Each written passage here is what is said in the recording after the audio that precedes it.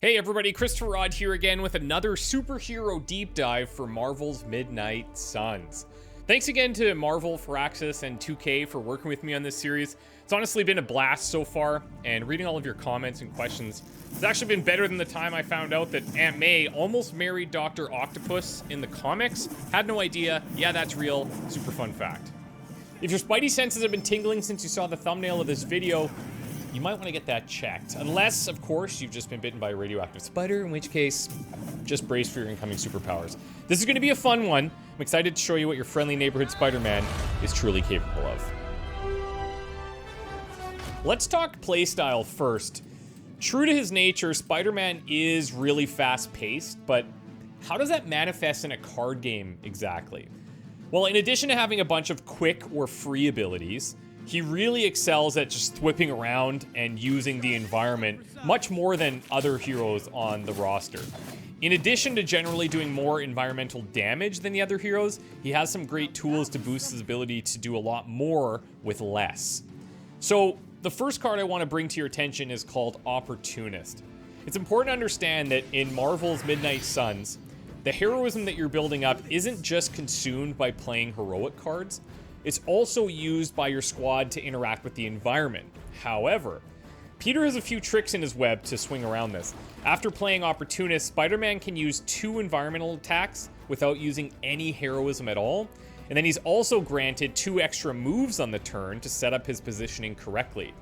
On upgrade, Opportunist will boost the amount of damage dealt via these environmental attacks. And one of the late game mods you could run into would even draw the most recent attack card you played. I can't think of many skill cards available to Peter that you'd want to replace Opportunist with. It's just that good, and I would consider it very core to almost all of his decks. Now, it should be no surprise that the Amazing Spider-Man also has an amazing passive ability. If you've been fortunate enough to spend quality time with Peter Parker, you can unlock his passive ability called Bring Down the House. Now, in true Firaxis fashion, you'll have a 15% chance for environment attacks to refund their heroism cost. That might not seem like much, but if you're using Spidey effectively, that's likely to trigger once or twice in any given combat scenario. More if you're lucky, less if you're not. His level 2 passive is a huge upgrade though. It's like going from a cobweb, which is still effective, albeit a bit dusty, to a brand spanking newly created web that's still being maintained by your best multi-legged buddy. Oh, thanks, Blade. Where did your shades go? Instead of just the 15% refund chance, it makes the first environment attack each encounter a guaranteed freebie. Now, you may have noticed by now that while Spider-Man is great with the environment, he might be lacking a little bit in the damage department. At his core, he's great at dealing with minions and finishing off weakened enemies, but what if we need more damage out of Mr. Parker? Well, I gotcha.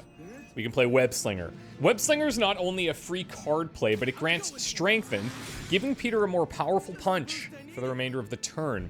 And it's well worth upgrading because instead of becoming exhausted, the card will be able to be replayed multiple times during combat.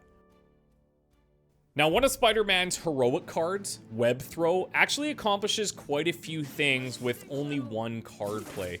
Not only are you going to get a forceful knockback, sending people twice as far and dealing twice the amount of impact damage as a regular knockback would, but you'll also be able to cast it in any direction regardless of where Spidey is standing.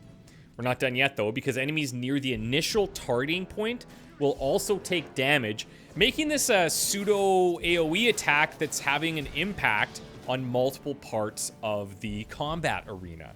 Now, if you invest in upgrading Web Throw, you'll double its damage, and one of the potential late game mods could see this applying marked as well. It was once said that with great power comes great responsibility.